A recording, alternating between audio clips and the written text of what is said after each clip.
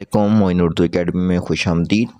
اس lecture میں ہم جو آج شام کو اردو کا پیپر ہوا ہے کلاس 10 کا، اس کے ایم سی کیوز کے جوابات دیکھیں گے۔ چلیں لیکچر کی طرف چلتے ہیں۔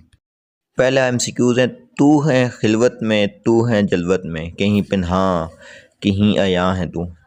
اس شعر میں کس صنعت کا استعمال ہوا ہے؟ اس شعر میں صنعت تضاد کا استعمال ہوا ہے، کیونکہ خلوت اور جلوت کے صنعت تضاد ہے۔ پنہاں اور عیاں، چھپا ہوا اور ظاہر، یہ بھی تضاد ہے۔ ردیف شعر کے کس حصے میں آتا ہے؟ ردیف شعر کے ہمیشہ آخر میں آتا ہے۔ ایسے اشعار جن کے ایک سے زیادہ معنی ہوں کہلاتے ہیں، یہ ذو معنی الفاظ کہلاتے ہیں جن کے ایک سے زیادہ معنی ہوتے ہیں۔ ایم سی کیو نمبر 4 ہے، ایسا جملہ جو مثال کے طور پر پیش کیا جائے اسے ضرب المثل کہتے ہیں۔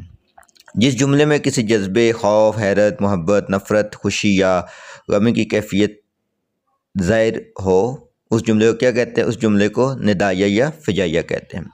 گیدڑ کی جب موت آتی ہے تو گاؤں کی طرف بھاگتا ہے، جملے میں کیا غلطی ہے؟ تو اس میں ضرب المثل کی غلطی ہے۔ جملہ اسمیہ کے اجزاء ہوتے ہیں جی مبتدا، متعلق، خبر اور خبر۔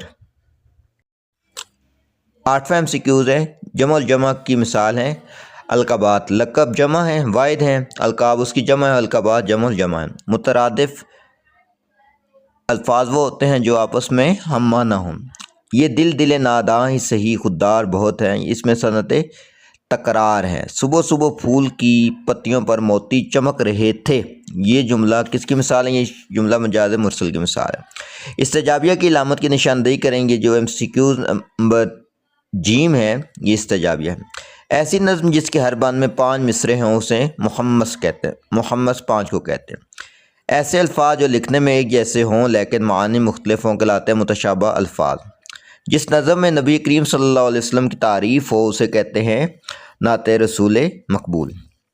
تو اسی طرح یہ جو آج شام کو ایوننگ کا پیپر ہوا ہے اس کے بھی ایم سی کیوز اور ان کے جوابات آپ کے سامنے حاضر ہیں۔ تو ویڈیو کو لائک کریں، شیئر کریں اور سبسکرائب کرنا مت بھولیے۔ اسی کے ساتھ معین اردو اکیڈمی یوٹیوب چینل سے معین خان قریشی کو اجازت دیجیے۔ اللہ حافظ۔